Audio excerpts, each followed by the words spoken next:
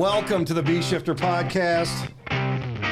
We've got Nick, we've got Terry, we've got Vance. We're hanging out today talking about customer service, which is a great topic, one that Bruno was very passionate about, and I know it makes us all better. So looking forward to digging into this one today and talking about some resources that we have for people to help them out with customer service within their organization as well. So first of all, how you guys doing? I'm fine. He's dandy. We're fine and dandy. Oh, that's the go-to vaudevillian yeah. Intro. Yeah, Right? That's an interesting shirt you have on there today. Thank you for bringing the shirt up. Yeah, let me get a better shot of that. There we go. My daughter and grandson bought me this shirt, and apparently it's Deadpool riding a unicorn cat with rainbows and all kinds of different colors. And so I've been wearing it for about 2 years now. Actually, probably time to put it away. But their big thing is every holiday they give me a different kind of shirt and kind of dare me to wear it. And this one I've received a lot of good comments. It's the first time I've seen it, so yeah, it's nice. Thank you. Nick, what do you think of it? 2 years. That's pretty good. Yeah, I take care of my stuff, Nick. You do. This is a shirt I got from when I worked on Ladder 11. That's like 30 years ago. Wow. Yeah.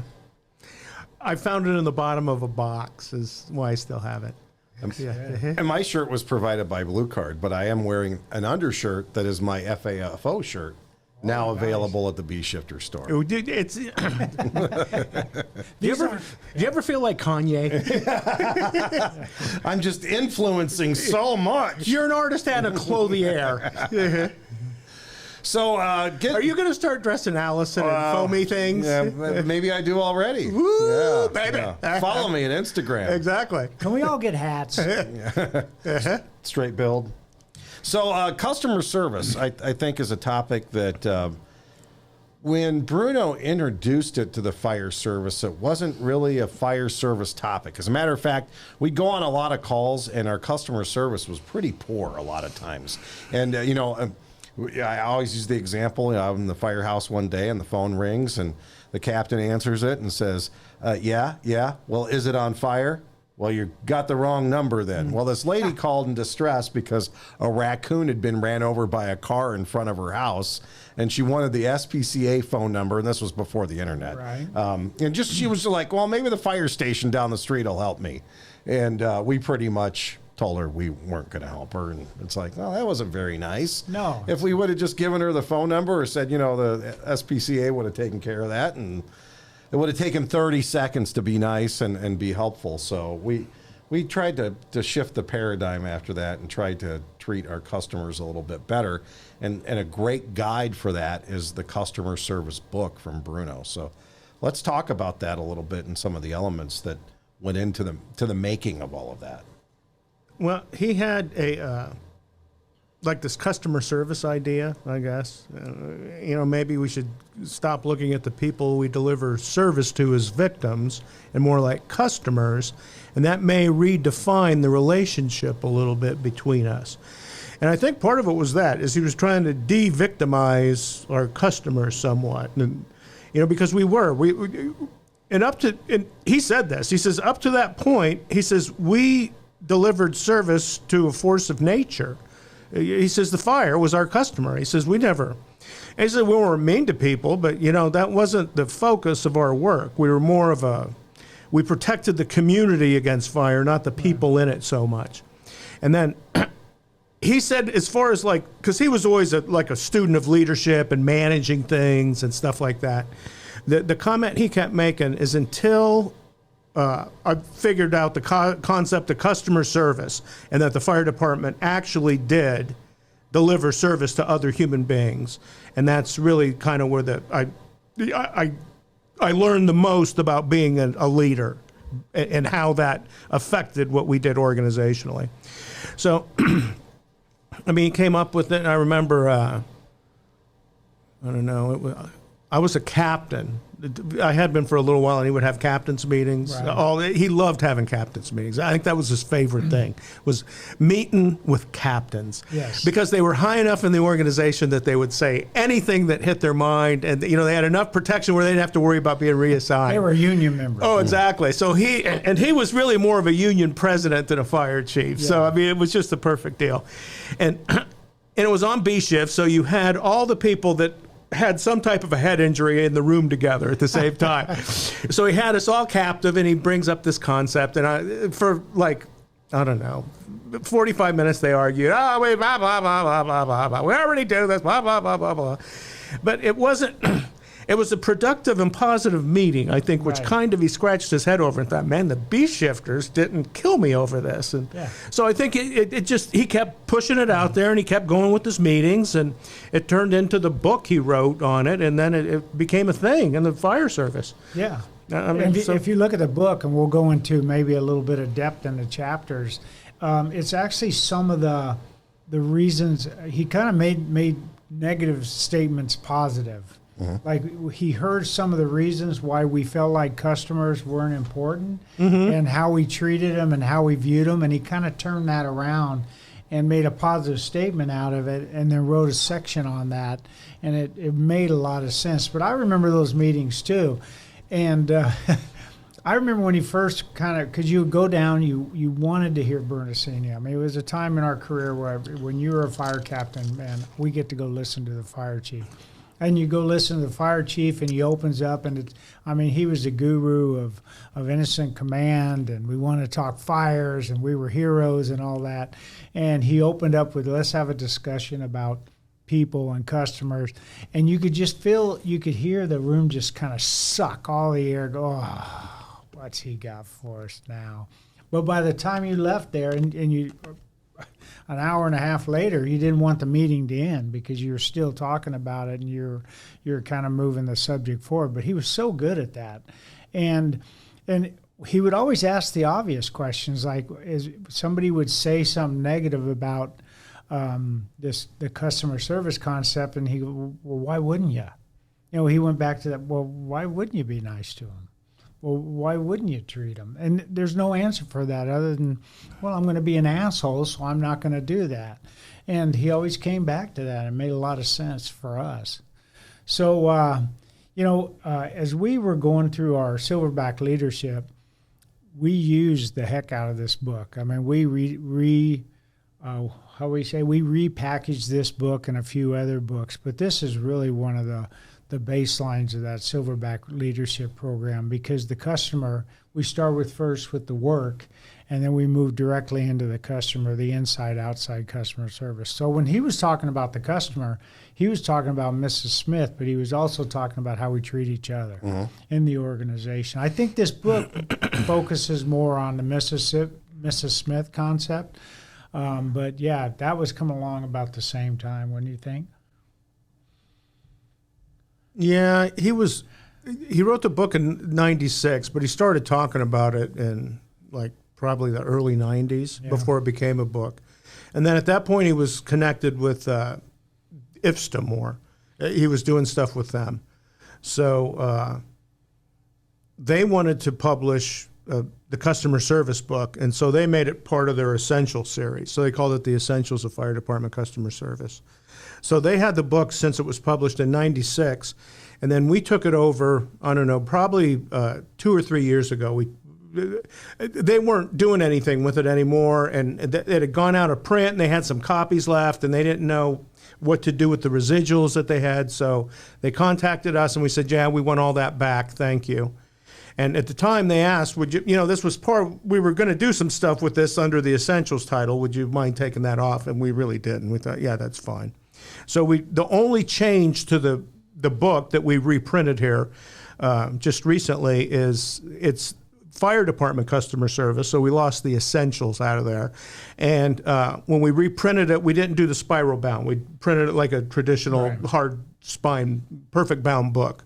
So, but other than that, the paper's probably a little bit, but it's a better quality book than the older one was. So, and it's the same book. In fact, when my dad was alive, we talked about revising it, because Oklahoma had it. We thought, well, we'll take it back over and you can do like a second edition. And he looked at it and he says, I don't know what I changed in it, to be honest. And we started looking at it and thought, well, no, why would you? It's there's certain books they've never changed for a reason because they're really good, and so we'll just keep it as it is. I mean, you put new stories in it and fresher things, but it's the same concept, and they're no better than what's there now. So, it's interesting because now when we talk about customer service and we talk about Mr. Smith, it's everybody. Nobody's surprised by that, but there was a time in the 80s, right? When I think it might have been the early 90s, but I'm really bad with time frames. But anyway, I went to a Midwestern city to talk about fire attack.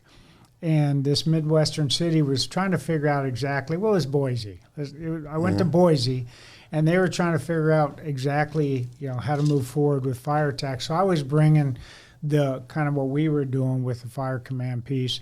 And they had invited the New York firefighters there too, and they were coming in and they were talking about the New York system, which was different from ours. They work off a task level system, and ours was more of a decision-making model, and you had choices, not as much as we have today, but there was a difference in the system. And I went first, so you have the Boise command team and beautiful facility, and a bunch of captains and some firefighters, and I get up and I start talking about the fire attack and the way that we would do it in Phoenix.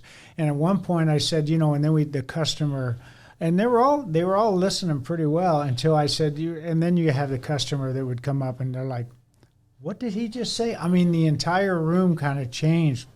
Did he just call them customers? We call those taxpayers, right? Mm-hmm. And there's a couple other words. And I took, and I sit up there and I took some abuse from those guys. And, the way firefighters abuse each other with a lot of love, right?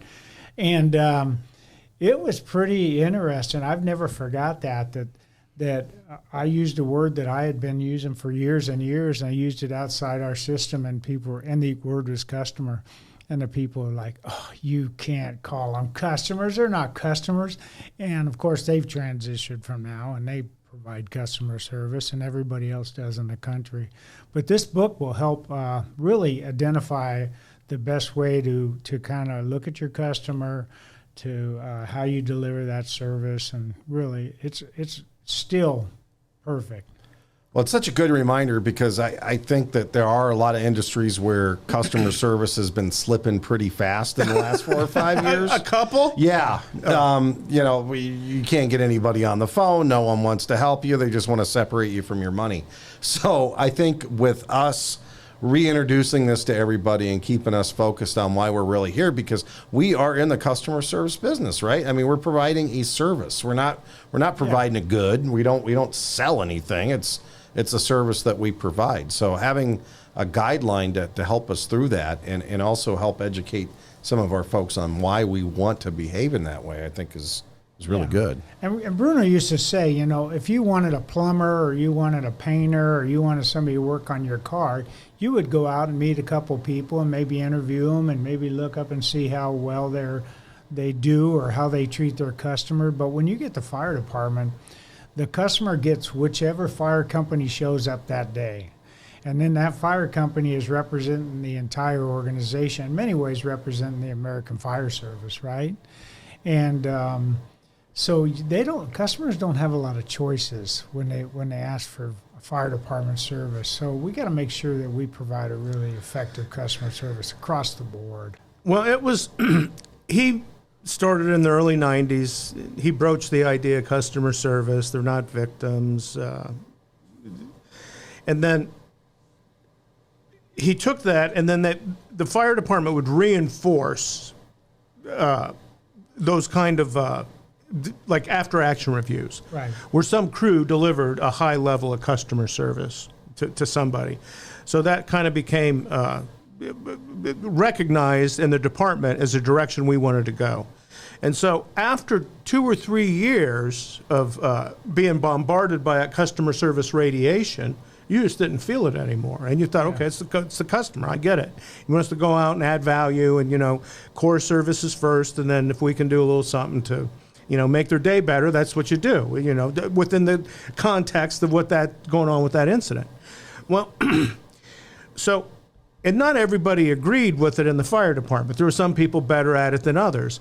But I think it hit a milestone, at least in my mind, when I was at work one day and they delivered the mail. And it was Friday, so they delivered all the mail, and it was payday. So that's when all the checks come in and all the mail gets put in everybody's slot. And so you sit down and you're reading the Buckslip, which was tremendous because you were going to get to the back pages where all the drama laid. Mm-hmm. But I had my check and there was a thing stapled to it. And I thought, what the hell is this? And I pulled it off, and it was a booklet that was, I don't know, it was probably 6 inches by 4 inches and 20 pages long. And the union president had wrote a customer service guide. So Alan Brunacini wrote a customer service book, and then our union president followed that up a couple years later with a guide. So when you're on an incident, this is what you need to remember. And, you know, they're not an interruption. They're the reason we're here and doing what we're doing. And so I loved the visualization of that being stapled to your paycheck and saying, you get this because you do this. Yeah. And you thought, yeah, that does it. That is a perfect thing. So, I mean, it just kind of, it connected the dot on the back end, and it made it where, okay, I guess the fire chief and now the union president. Mom and dad. Yeah. I guess all the people who don't want to do this can line up over there and be ostracized by the rest of the fire department now. So what they did is they made it cool to, like, be a good firefighter, basically. It wasn't like a sissy thing to do to treat people nice. It was the right thing to do to treat Let me take that back. What you were going to be a good firefighter, but now they were expecting you to also be a good human being, is what it was. So the core of your service is you're a good firefighter because you do this well, this part. You can do the job of a firefighter. That's what makes that. But the added value is really kind of what humanizes the service that you're delivering. And there's parts of the book where he really tells us that in order for us to provide good customer service, we've got to be good at our jobs too. Yeah. Mm-hmm. Skillful, execute a good outcome. Yeah. We can't show up and not know what we're doing. So don't. An element of this is being a good human, and part of being a good human is being able to execute and have a good outcome and provide great service and know what we're doing when we get there. Yeah, connect with the customer on a human level. And he would say it. He says, Mrs. Smith has her kitchen fire. She's never written me a letter about the way we ventilated her house or the way we manipulated those turbojet fog nozzles. That's never it. It's how quick we got there and how nice we treated her once we solved her problem. What we did is that we took advantage of people who got it early. And everybody didn't get that. I mean, if you're going to do staging, you got to all stage together. I mean, there has to be kind of a uniform approach in response to staging. Let me just use that as kind of a silly example maybe. But when you say be nice, the whole organization isn't going to be nice at exactly the same minute. Not that they weren't nice before, but they really did not embrace that as much of an idea or a concept or a behavior. Some people did. Like anything, some people got it very early. And what we did is that we celebrated and publicized what they did. And those became a lot of the directive things in the program. Or somebody would provide sort of social service, which is food, shelter, and transportation. When they did that, we would have a family that had a fire and were homeless. A battalion chief and 2 captains got the resources to put those people up, be sure the kids got to school the next day, connect them to the resources that it took to do kind of medium-range recovery in the process. We would take those stories and we would distribute them throughout the organization so that those people became kind of the customer service heroes in the system. Now, the rest of the workforce would see that and would connect to it. Some were slower than others in the sense of, well, I don't know if I'm ready to do that yet, but at least it got people sort of connected and involved and thinking and seeing what was possible. In other words, what does it mean when you say be nice? Well, what it means is if you have a family that's standing there and they don't have any place to sleep that night, what it means is provide that service to them and use the resources that we have available. And the community was terrific in giving us those resources. You've been through the same thing in your departments. And people said, oh, that's what it means. Is it that if Mrs. Smith is standing there with a flat tire, kind of scratching her head, pull in behind her, change the tire for her. And we would put those experiences on television. We would write commendations. We would publicize that through the system. We would embarrass the people who did it, and I mean that in a positive kind of way by thanking them and making that kind of more of a public kind of a thing. So it caught on. It's just sometimes it was I almost can't. We can top that. Watch what I do on this one. We did a lot of stuff on loss control. We bought smaller tools. We bought boxes. We bought salvage material. We bought carpet cleaners. We bought wet vacs. So again, you did the same thing. We would dispatch a special unit to help them with that. Didn't cost very much. But it was added value that people really remembered, and it was the cheapest part, and it was the least expensive part that produced the biggest memory impact. So we started to say that the basic core service gets us in the door. The little extra is what they remember. And a lot of times the extra was just that the firefighters were nice to the customers. They were polite. They connected to them. They were patient with them. It wasn't that we delivered a huge amount of added value every day. Once in a while you got a chance to do that, and those are the stories that you would get in the newspaper and that people would tend to repeat. That sort of thing. And he talks about this is the way that you represent this to the outside. And he meant like your city masters. As he says, you don't have to do this, the customer does. And that becomes a very powerful loop then. I've actually used all that applying for jobs as a fire chief. When you're sitting across from the mayor of Houston or a city manager and they're asking you what's different about you, and what are you going to bring that's different, and you can start describing the qualities in that book and how you treat customers, you can just see their eyes light up. And not that the fire departments were doing a terrible job, but to have a fire chief saying these are one of the values that I have that I'm going to try to instill down through the organization. It works really well when you start talking about the customer in their terms. And he said that very well in the book, is that we see the customer, we see our job in our professional terms, and the customer sees our job in their emotional terms, and we got to match those up. Mm-hmm.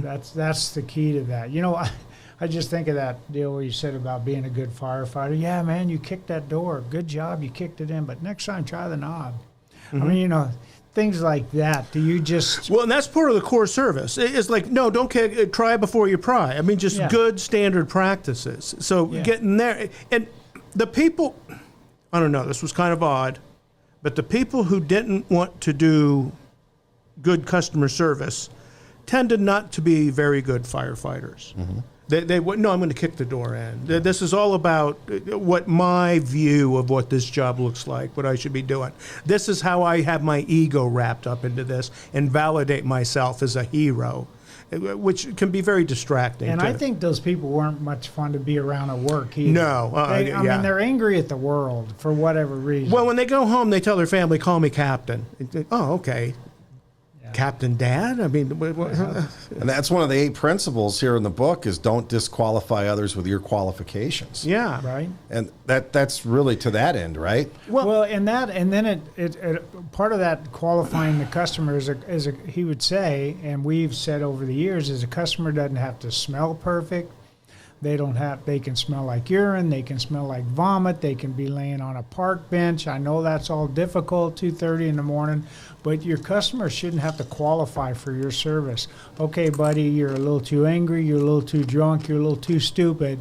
We're going to leave the scene and not provide any service for you. So that's part of that. Your customer shouldn't have to qualify to be delivered this service. Well, some people disqualify themselves as customers. You get there and they're violent. Well, they're doing a certain set of things. They can't touch you. Well, yeah, I mean, there's certain people that are going to disqualify. And well, you're not a fire department customer. You're a law enforcement customer. Yeah. So, I mean, that piece of it is. But we shouldn't qualify the customer every time we arrive on the scene. You tell the story very well about the wiping the cancer patient.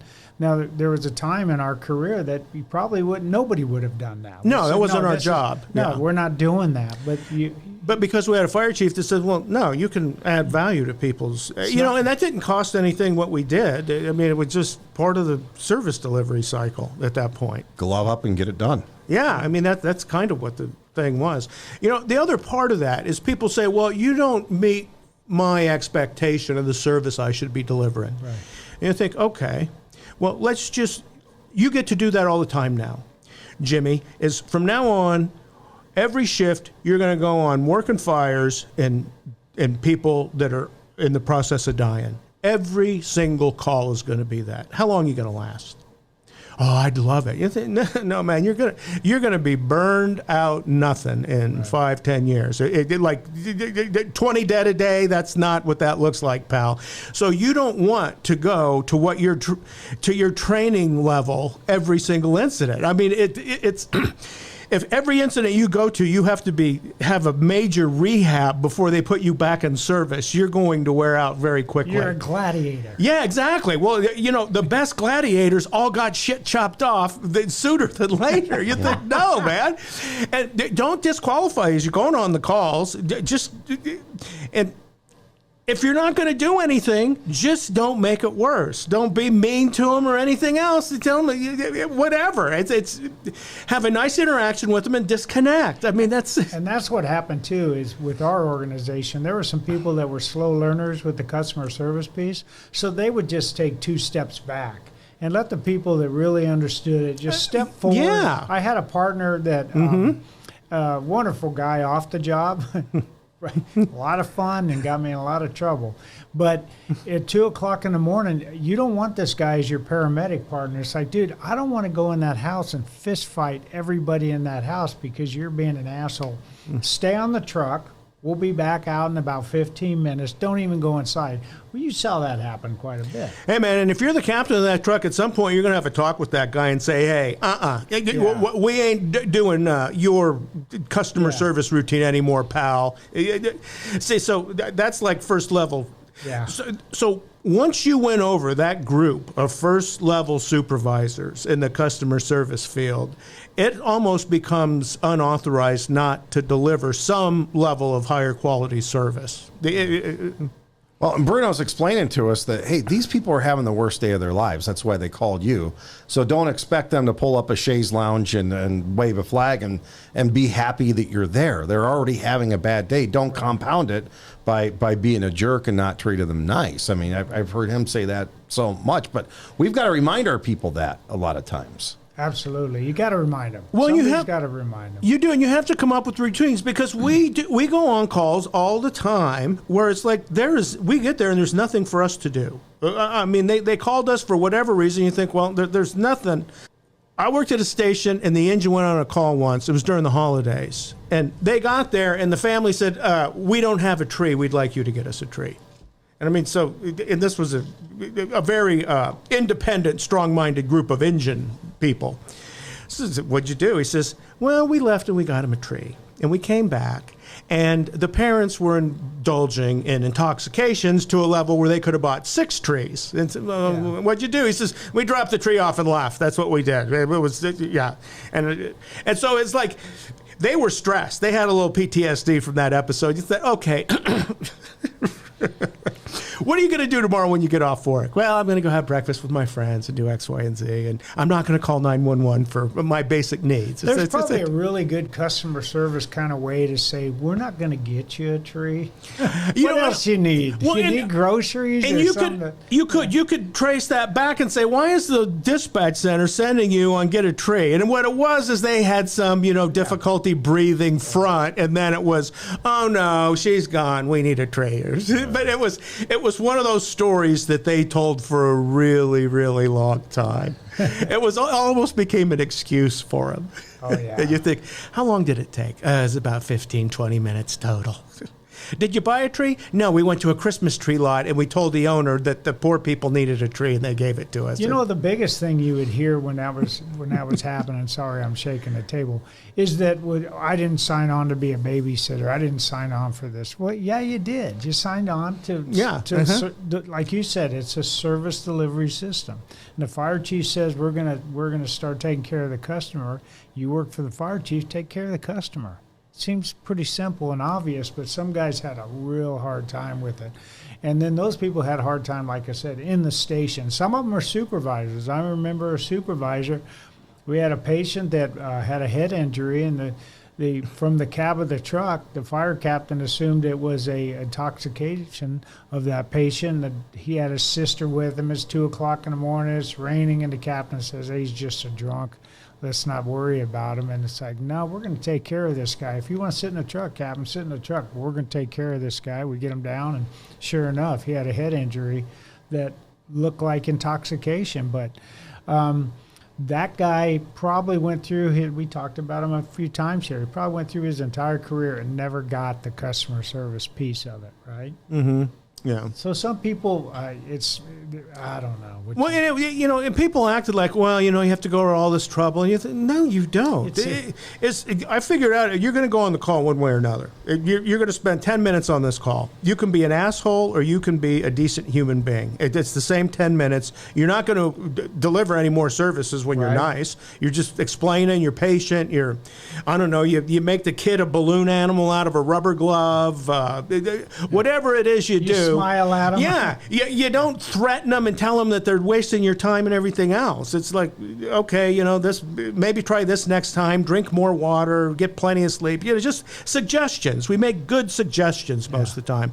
But the other was like, oh no, I'm going to come and anyone who said I'm going to educate the customer, you thought, oh God, that's like telling your wife to calm down.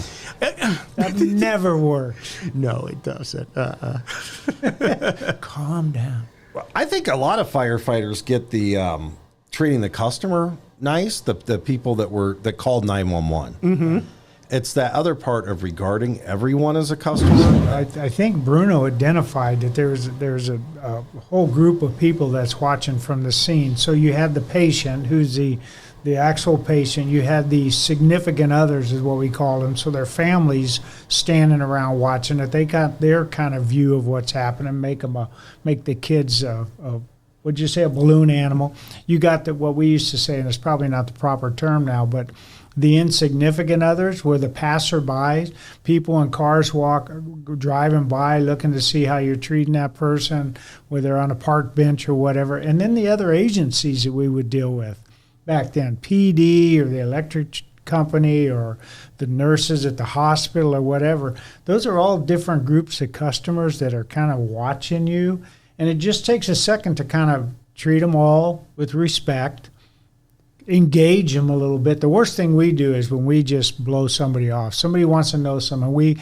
I don't have time to give you any information. I'm too important. This thing. And there are some times when you just got to treat the customer and not worry about them. But you ought to get back to them somehow or have somebody get back to them. Everybody's a customer, right?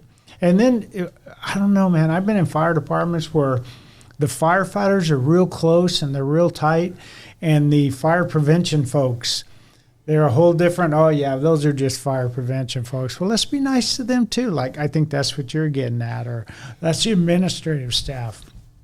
Let's treat them kind too. So I think you start that being kind to everybody, works out really well for you, and it doesn't cost a damn thing. Right? Nick, you're a fun guy. I've seen you crazy for about 40 years now. Mm-hmm. I've never seen you be mean to anybody. Well, you don't have to unless it was on purpose and they deserved it. Yeah, that was mostly inside. Yeah, that was jihading with the other shifts. But no, you didn't have to. It was, you didn't have to be mean to people. You could have a good time and all the rest of it. And then it became helpful for everybody when that was the organizational edict. No, we're going to be nice. And Vance said it earlier. It's like, we're not only going to be nice to the people outside, we're going to be nice to the people inside. Right. See, and that became the charges of all the bosses in our organization. There was a freedom and a joy that came working for an organization where you knew the rules and they routinely said, these 5 rules, if you break them, you can be fired for that. It was obvious to everybody, and we knew what they were. And if you do your job correctly and everything else, you're going to be okay. Well, you could watch that and say, I knew what I could get away with and what I couldn't, I guess, to put it in those terms. But I also knew what the boss, how much power they actually had over me, and what they could do. And I thought, okay, if I am competent in my core services and I behave myself on calls, there's not a whole lot you can do to. Yeah, I can have all kinds of lunchtime observations because I have First Amendment rights. Bruno used to say, I want my firefighters sober and celibate for 24 hours. Right? Those were like 4 of the 5 rules that we couldn't break. But we came out. And the other was what? To steal. You couldn't steal. You shouldn't steal. Yeah. So especially from like from the city and from the people who you work with. Yeah, you can't go through the lockers because that was. We came out with a safety book at one time, and it had this really great 2 statements in it that would make sense for customer service too. And it was that, and I hope I say it right, but supervisors are not authorized to overlook safety issues, and command officers are not authorized to not follow up on those violations. So then you knew if you violated something of safety rule, and I think it was the same way with customer service, and you get held accountable for that, or your boss calls you on that, don't be surprised by that. So it got to the point with customer service, if you treat somebody like an asshole, you know that, in fact, if you're on a scene, say you'd rove around and you go to a call, and you'd see somebody else acting like an asshole, you'd think, okay, let's see how this goes. Let's watch this captain. And the captain would hold them accountable in most cases. Not everybody's perfect. Not every system's perfect. But you say, okay, let's watch this. And it was sure enough right there. There was a lot of, that builds trust in an organization, right? You trust the bosses are going to hold people accountable, because there's nothing worse to say, oh, I do all the right things, but that guy lets that guy get away with everything. No, I think it was pretty much accountability across them. I worked with a pair of engineers early in my career. We had a few shifts in a row where it was more and more difficult to be nice, just as you got on the truck. And so it was like the sun was coming up, and I was about done. And one of the engineers took me off to the side. He says, hey, man, we got this. He says, the last guy we had here was an asshole. And thank you for not being that way. The last supervisor? Yeah, the last person who worked on this truck. And he says, we're going to take care of this, of Jimmy right now. You just sit here. It's just done season. Okay. and that was it. We got back to the station. He says, hey, he says, you may have to pull me off once every year or two, but it was, we take care of one another this way. We just kind of, they called it tapping out. And that was the deal. And so you had a young person who was just starting who couldn't beat me, because they were just trying to figure out what they were supposed to be all the time anyway, and then 2 older engineers who had years on me that were, they knew what was important in the thing, and they were extremely competent in just the basic core mission that we did, but they were just a couple of chill guys that would make balloon animals and seem to do very well in human relations with other people across all spectrums. Yeah. I noticed that with the Be Nice. The people that were the nicest had the most pretty boys and girls that they called friends. I recognize that. Yeah. Life's been good to me so far. Those are 2 different songs, and I only belong to one of them. Yeah. Well, let's talk about one more before we go, and that is considering how what you are doing looks to others, because I know as a fire chief, this is when I would get the phone calls. I don't know if you'd get the phone calls. I don't know if you ever got those phone calls, but it's the crews out of quarters, and they're doing something. They're not delivering service. They're playing tennis. They're visiting the ice cream shop. And your dad even brought it up during the recession. It's not in the book, but hey, it's a recession right now. Maybe standing around getting $10 lattes isn't really the right message you're sending to the community, especially if a lot of people were laid off recently. Yeah, don't wash your Corvette in front of the station. That's probably not a good idea. Mm-hmm. Yeah.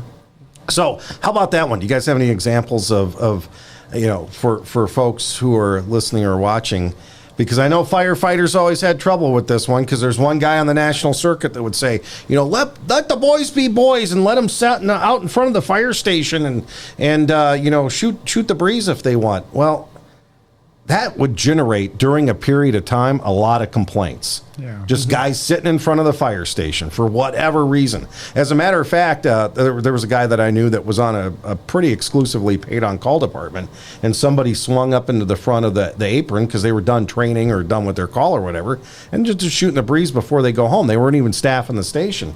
And the customer yells at him. It's like, this is what I'm paying for?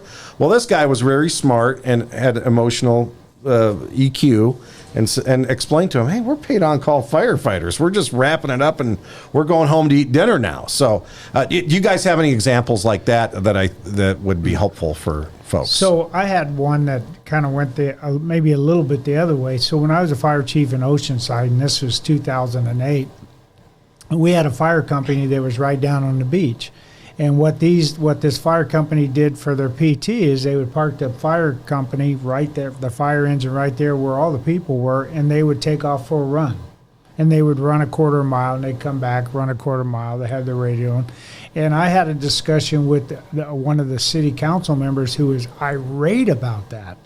And I supported the fire company. I said, they're on the beach. That's where the customers are. They're dressed properly for what they're doing. They're running up and down the beach. They're not getting too far away. I'm trying to bring all the positive things. It's a positive image. Firefighters in shape, doing what they need to do. They can respond from there. And he never did get that. So I don't know how that would play out nowadays. I don't know if that would be as easy for them to do nowadays, I don't know, Nick. What do you think? That just seems like, for me, it was like, no, that's why I want them. They're out there doing exactly what they need to do. And this guy got fired up at me.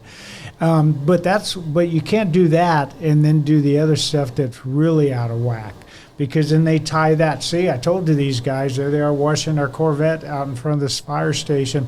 Those are the same guys running on the beach. So you got to kind of take one and pull it over here and say, this seems okay, and pull these over here and say, these are not okay. And you got to give examples. As a fire chief, you got to give examples.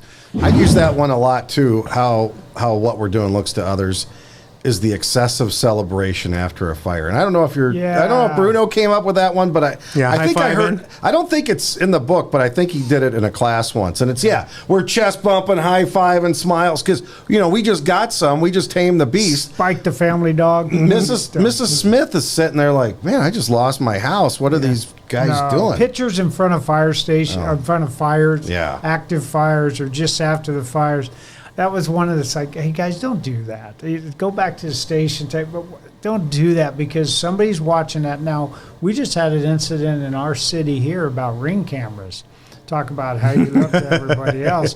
So you're never off a video right now. They're out front, they're talking to a customer, and the ring camera is recording absolutely everything.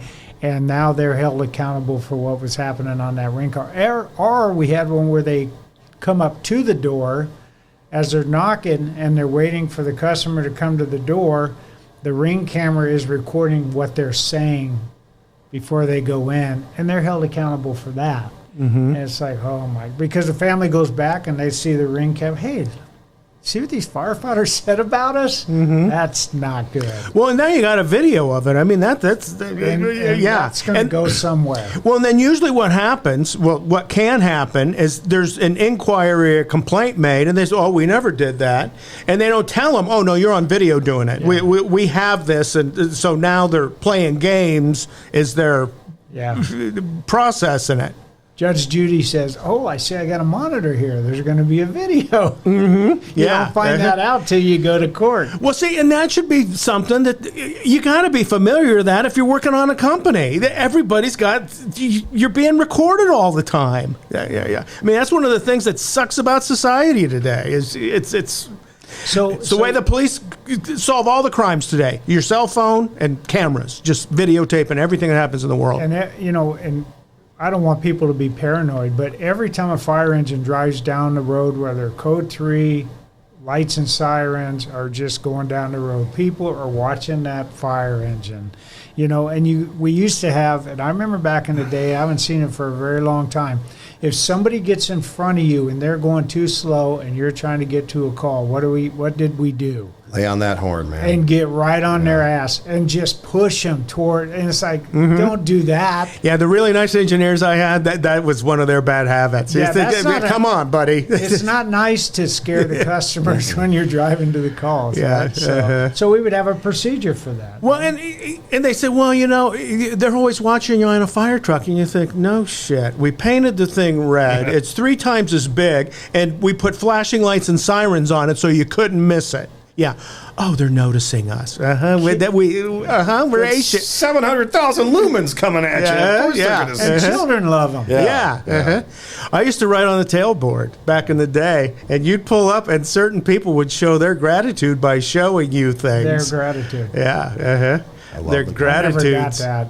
Attitude of gratitude. Yeah. So this book, it's out, and it's the customer service book from Alan Brunacini. We just scratch the surface of it. Oh, No, not even. Not even close. Yeah, there's so much in there, and I think it's such a great help for anybody that's in a leadership position, whether you're leading a small group, a large group, if you're the fire chief. So many tools in that book to help you out, because I would use each of those 8 principles all the time to help us guide our customer service efforts. No, and he says it so much better than we have here in that book. Yes. Well, and it just makes sense. I mean, you read the book and you think, well, Why wouldn't you? yeah, why wouldn't I do this? It's yeah. But like you said, you could get that book, and that could be a company project. Hey, let's go through the book together. Or it could be an organizational project. Let's go through this book together and make sure we're kind of understanding all these concepts and working through them. Well, not only that, but the other part of it, and you guys brought it up a couple times, is it's inside outside. Right. So, like the strategic people in the organization reading that, thinking, if I want to empower my people to do value-added customer service, then I have to treat them accordingly and then support them in such a way that they will go out and do that. Bruno was talking to a well-known fire chief that I saw, and the light bulb finally came up on for this individual when he said something to the extent of, like, if you're going to do it for any reason, do it so your organization gets stuff. Like, if you can't do it because you're just going to be a good human, but you want to look out for your organization, maybe that's the reason to do it. I mean, there's several reasons that motivate us, but they're in the book. But you're right, Nick. That applies, and I think that book focuses mostly on the external customer, but just every one of those 7, 8 concepts apply to the internal customer. Just put Firefighter Smith instead of Mrs. Smith, and it works out perfect. And Terry mentioned the Silverback Leadership program we're working on, which was all the leadership stuff he was kind of had assembled during his life. And pretty much that book is the centerpiece of all of that. Yeah. You got boss behaviors, no-brainer management, A&P, that, and a couple other things. But customer service is 80% of that program. And I mean, that's the timelessness of that book. That's why we didn't touch a word in it and thought, no, here it is the way it is. And in fact, the leadership thing we're putting together, we're kind of mapping out what the first module is going to look like with the work. And we're putting the media together now. And that's kind of it identifies core and added value and our relationship within the community and how to kind of maximize that for the most efficient and effective operations we can do, and kind of it's exciting. There's going to be a lot of juice to it, and we'll do it off of scenarios like we did with Blue Card. Right. So there will be like simulations almost. They did X, Y, and Z, and that, and that book is full of those. So we'll just kind of expand on that. Right. And we see probably the next, 8 weeks, I think. Hopefully we'll have something that we can start putting up and people can look in and see that. But in the meantime, like you said, Vance, we got the books now, and they're back. They were never out of print, but they were very hard to get because Oklahoma really wasn't doing much with them. So now we have them over. We're going to put it out. If you want to get these books, you don't have to go to eBay and spend $180 anymore. We're selling them for $50 out of all day long. $25 less than the last round I bought, and I had to buy one for each station. So Wow. it's going to save some money. Yeah. But it's going to be in print all the time, and it's the same basic core book. Nobody was. Yeah. It's you're getting what the Grand Poobah put out originally, which is, I think, of a very high value. I'd use it for a promotional exam. I mean, it's just wonderful. Yeah. So, right on. Right arm, right arm, right arm. You know what it's time for? Time of stack Here of the it truth. goes. Yes, it is.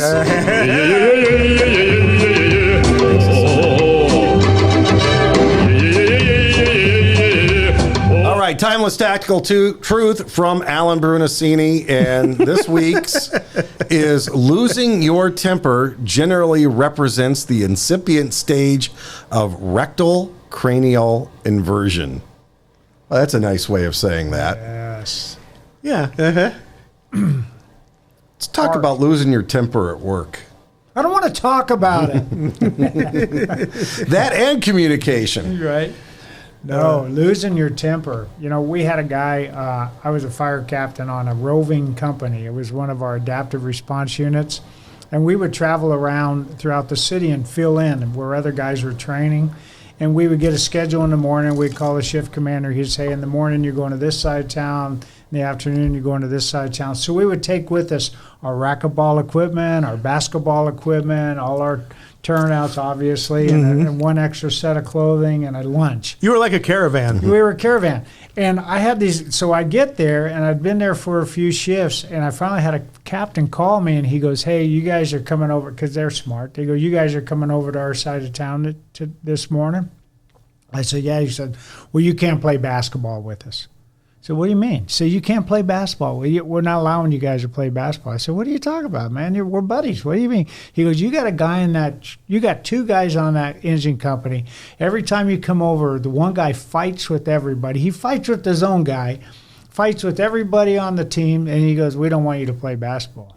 So I know, no, this won't happen this time. So sure enough, we go, and I promise it doesn't happen. I talk to our guys, hey, don't get in a fight. Don't do this. We go there, and sure enough, the big guy starts arguing with everybody and getting all pissed off, and I finally have to call him to the side, and they're like looking at us like, told you.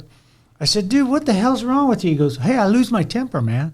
I go, what do you mean you lose your temper? He goes, everybody knows I lose my temper. That's just my personality. Everybody knows I lose my temper. I said, dude, you need to find your temper. And we didn't get to play basketball for several shifts until he promised me he wouldn't lose his temper. But everybody's like, oh, that's just the asshole of the group. He always loses his temper. You know, you may know who I'm talking about. He was about 6'7". It's like, no, dude, you can't lose your temper. And it just was so ironic that everybody knew that this guy was the guy that was going to lose his temper. So there were certain guys that would play basketball, and they would take care of Mr. Temper. Right? Oh yeah, he would go sit down and not play anymore. Right. Yeah, and you think, okay, we took care of Heal your cracked ribs over there. Yeah, exactly. Oh, yeah, Yeah. So anyway, there are people that think it's just fine. Losing your temper is kind of a common thing. Oh, I know people lose their temper. No, it's not common. It shouldn't be right. And when you do it right there, right? Oh, rectal cranial inversion. Yeah, and it's probably, you can't, I don't know, it's not 1985 anymore. You really can't be rolling around and threatening and, okay, you're going to lose your temper. We're going to introduce you to Smud or Z. Or, it just doesn't work. It feels good to say, but. Well, it felt good to watch sometimes, too. You think, okay, this guy he's been building up to this for years, and it's finally going to happen. But, when I was at BC, I got called to a couple incidents where they lost their tempers at work. And 3 or 4 weeks later, they went home for a couple shifts I to think think that was about one it. of the 7 you said. You can't fight on duty. You talk on the front end, we talk about customer service. Chief Brunacini, we talk about inside, outside customer service. He didn't care, and I've seen this, and I tell people this. I go, no, he didn't. Large fire department, fire chief in the corner.